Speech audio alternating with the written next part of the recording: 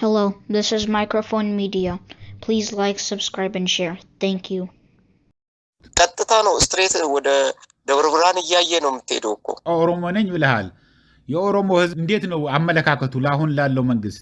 የኦሮሞ መንግስት ነው እያለ ኦሮሞ የቆምኩ ነኝ ኦሮሞ ስለሆንኩ ነው ወይ እንደዚህ የምታረጉኝ ይላል። እውነት የኦሮሞ መንግስት ነው ይሄ? ለኦሮሞ የሚያስብ መንግስት ነው? ኔቨር። እሱ ማንም እንዳሁኑ የተዋረደበት ዘመን የለም እኮ ኦሮሞ። እንደ አሁኑ ውርደት ቤቱ አንኳኩቶ የገባበት ልጆቹ ተቀጥፎ እኔ የፋዘሬ ዘመዶች እኮ በትንሹ 4 ልጆች ነው ውትድርና ሄዶ ሌላው እግሩን አጥቶ ሌላው ሞቶ የመጣው። ኔቨር እንደዛ ማሰብ የለብንም። ጥቂት ሌቦች ሊጠቀም ይችላል አውቆ። ይሄ እኮ እንደሚሉት እኮ ምንም ነገር እኮ ዘው እኮ በረሃብ ተቆልቷል። ሌባ ተንሰራፍ አንድ በሬ ላይ 500 ቀረጥ ሲደረግ 500 ብር ኢማጂኒት። እንዴት ነው የሚቀረጸው? ምን ስትሸጠው ነው እንደዛ የሚቀረጸው? አዎ ሲሸጠው። እሺ ስንት ነው የሚቀረጸው? ስንት ትከፍላለህ ለመንግስት? 500 ብር። ወይታ የሚገርም ነው። አንድ በሬ ሆቴል ሲታረድ አንድ በሬ ላይ ስንት 20,000 ብር ግብር ነው የሚከፍለው። 20,000 ብር ለአንዱ ስጋውን የሚጨረጭር። ህዝቡ እንዴት ነው የምንኖረው? አሁን በጣም ድህነት ገብተዋል ነው የምትለኝ? ያለው ችግር አለ ተማረዋል ነው የምትለኝ? ሞት በጥቂት እንዲህ ክሊክ አድርጎ የሚሞት ቢሆን ሁሉም መዋጭ ነው። ፍላጎት አለው። እግዚአብሔርን ክሊክ አድርጎ የሚሞት ቢሆን ቢሞት ደስታውን አይችልም አብዛኛው ሰው። ገበሬ ማለት እንግዲህ ከቤቱ አንሶ ከዛው ቀጥፎ የሚበላ ዘይት ሲገዛ አንድ ሊትር ዘይት እኮ 500 ብር ነው። 1 ሊትር ዘይት ለዛው ማስ ሚኒመም ነው እየነገርኩ ያለው። 2 ቀን ትሰራዋለህ። ብዙ ፋሚሊ ያለው ሰው ካለ ዘይት ይበል። ጨው በአቅሜው ጨው አሁን የትራንስፖርት ኮስት ከሆነ ነው እንጂ አፋር ሄጄ አይቻለሁ። እንግዲህ ምን ሌባ የተንሰራፋበት ዘመን ሆነ እኮ በቃ በጣም የሚያስጠላ። ከሰው ጋር ስትናገር መናገር አትችልም ሰው ይሸታል ብለኸኝ ነበር። ሮቦት ስላልበላ ነው አፉ የሚሸተው? አሁን በቀን አንዴ ነው እኮ የሚበላው። አትሳቅ፣ የሚተላለፍ ነገር ነው የሚመስለኝ።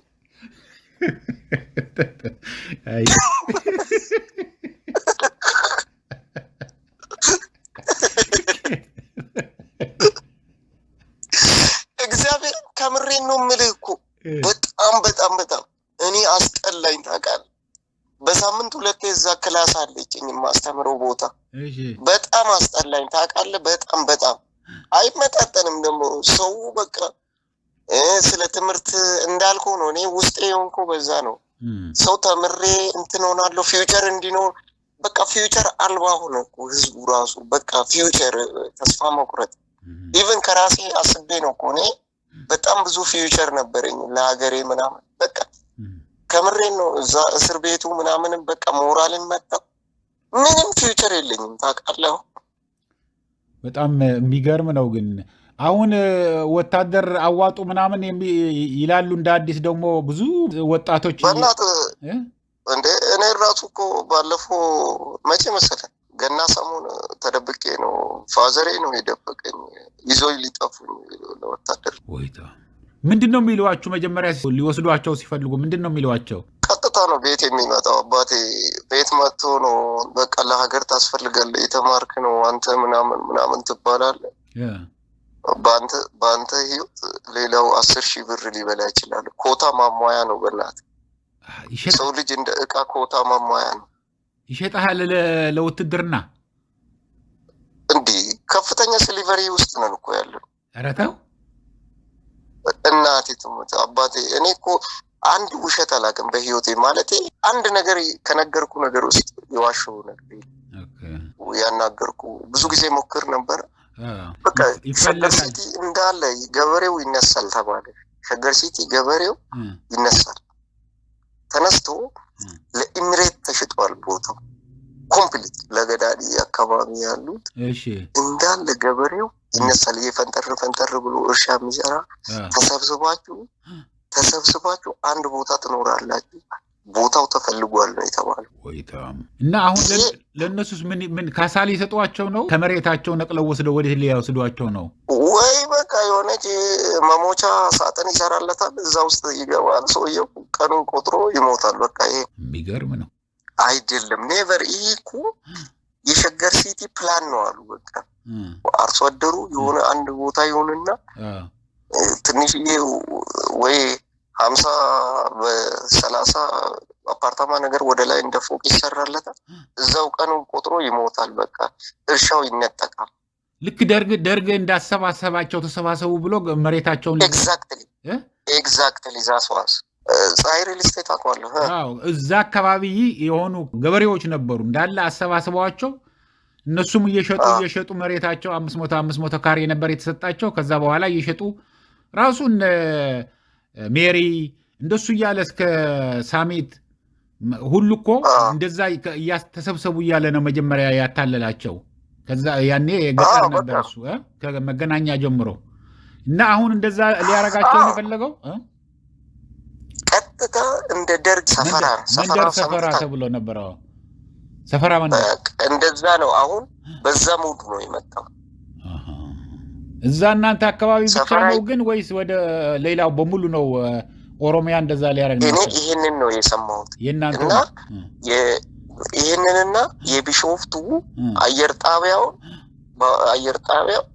በቃ ህዝቡ በጣም እየተቆጣ ነው። የአየር ጣቢያው ምን አረጓቸው ግን እነሱን? አሁን በጣም ሰፊ መሬት ነው እሱ። እንዳውም ልጠይቅ እያልኩ ነበረ። አንተም ኦሮሞም ስለሆን ምን አደረጉ? ያ ሁሉ ገበሬ ያ ሁሉ ለም መሬት ነው አሁን ነጥቆት ያለው። ወዴት ምን አደረጓቸው ገበሬዎቹ? ገበሬው ቤት ይሰጣል ተባለ። እሺ በቃ ቤት እኮ ማለት ለገበሬው መሞቻ ቀን ቁጥርና እዛ ውስጥ ሞት ነው። የሬሳ ሳጥን በለው በቃ በትክክል። እርሻ ካልኖረ ምን ሰርቶ ይበላል? እዛ እኮ አሁን ራሱ እኮ ምን ሰርቶ ይበላል? ገበሬው ተማረዋል። አዎ ግን አንዳንዱ ደግሞ ሀፋፍ ነው ታውቃለህ፣ ብር የሚፈልጋል። ጠጥቶ ሊጨርሳት ነው። ኤግዛክትሊ አዌርነስ ስላሌለው ለልጁ አያስብም። የሚገርም ነው በጣም። ይሄ ነው ያለው ወንድሜ፣ በጣም የሚያሳዝን ነው በቃ ያለውን። ምክንያቱም ምን መሰለህ አሁን ለምሳሌ ኦሮሞ ነው ከተባለ እኛ እንናገራለን በየቀኑ። ያው የምታዳምጥ ከሆነ እንደ የኦሮሞ ህዝብ እንደዚህ መጥፎ መንግስት ገጥሞት አያውቅም። በኃይለ ሥላሴም በደርግም በኢህአደግማ ስንትና ስንት ደረጃ የደረሰበት ነው። ልጆቹ ያስተማረበት ብዙ ነገር ነው የነበረው። እኔ የመምህር ልጅ ነኝ። እሺ የሚገርም ነገር እስከ ዛሬ እኔ እውነቴን ነው የምልህ፣ እኔ አልዋሽም። ኢህአዴግን ተቃውሞ ያለው ምናምን አዎ ወንድሜ ብሎግ ያደርግ ነበር በቃ ምናምን። እኔ አልዋሽም። እንግዲህ የዛን ጊዜ ፊውቸር አለ። ሁለተኛ በቃ ፊውቸር አለ እኮ አለ አይደለም? ተምረህ እንትን ትሆናለህ ምናምን። እኔ ትምህርትን በጣም እወዳለሁ ታውቃለህ። በጣም ውስጤ ነው ትምህርት እና ትምህርትን በመውደዴ ብዙ ሰዎችን አግኝቻለሁ። ብዙ እስከ ሚኒስቴር ያሉ ልጆቻቸውን አስተምሬያለሁ። ቤት ውስጥ ቲቶር ሰጥቻለሁ። ግን በቃ ያንን ስለ ትምህርት እኮ ሰው እንዳያስብ ነው፣ ድህነቱን እንዲያስብ ተምሮ ምን ያመጣል አይነት ሆነ እኮ በቃ ምንም እኮ በቃ ምን ብዬ ልንገርህ፣ ሰው እንዴት ወድቀሃል ትለዋለህ? ስንቱ ነው አይደለም በሌላ ቴክኒክ ሄዶ ብዙ ደረጃ የደረሰ ምንም እኮ ፊውቸር እንዳይል ኖሮ ነው ያደረገው። ተማሪው ራሱ እኮ በቃ ዲሞራላይዝድ ነው ሁሉ ነገር። ይሄ ነው ዋናው። ደግሞ ሰው ሞራል ኖሮት ለመታገል ምናምንም እኮ ፖለቲካ እንዳለቀ ነገር ነው የሆነው ታውቃለህ ወንድሜ። በቃ ሁሉ ነገር ተወሳሰበ። ጫካ ውስጥ ሆነ ያልተዋጋ በስተቀር ሌባ መሰለህ። እኔ ዛሬ የሰማሁት ታሪክ ልንገርህ። ሌላው ሸኔ ብሎ እንትን ይቀበላል መሳሪያ ተቀብሎ መልሶ ደግሞ ይሸጣል። እሺ ካቢኔ ነው ይሄ። ያው የመሬት ሽያጩ ቸብጭ ሰውን ነው የሚሸጡት። እንደ ባሪያ ንግድ ነው እኮ አሁን ያለው። በጣም የሚገርም እኮ ነው። አሁን ለወታደር ኦሮምኛ ስላወራ አይደለም ኦሮምኛ ስላወራ ወይ እንትን ስለሆነ ሳይሆን የባሪያ ንግድ አንድ ወታደር ይዞ በኮታ ይሰጠዋል። ያን ወታደር ይዞ ሲሄድ ስንት 10,000 ብር ይበላል በአንድ ሰው። ወይታ 10,000 ብር። ይሄ በትክክል አንተ ገልጸኸዋል። የባርነት ነው። ሰውን መሸጥ ማለት በጣም ትልቅ ወንጀል ነው። ይሄ ግን ጥፋቱ የሚይዘው ሳይሆን የገዢው ነው። ትልቁ ጥፋት የመንግስት ተብየው ወንድሜ እንዴት ሲዋጋል እኮ አሁን እኮ እግሩን አጥቶ በየቤቱ ላገናኝ ይችላል እኮ በየቤቱ ጥርሱን አጥቶ ኦነግ ነው የመታኝ ይላል። እዛ አፋር ነው የተመታው። ሁሉም አጁዛ ሆኖ ነው እኮ የሚሄደው። አብዛኛው ወታደር የሆነው ደሙ ሲፈስ ኮማ ውስጥ ይገባሉ። በዛው ጭንቅላታቸው ጎሉ ነው የሚመጣው። ወንድሜ አሁን ይገርምሃል፣ የተጀመረ ጦርነት አለ። ትንሽ ራሳቸው ጀምረውታል። እንዲቆም ተስፋ እናደርጋለን። እዚህ ጸለምት የሚሉት የትግራይ መሬት ላይ ነው።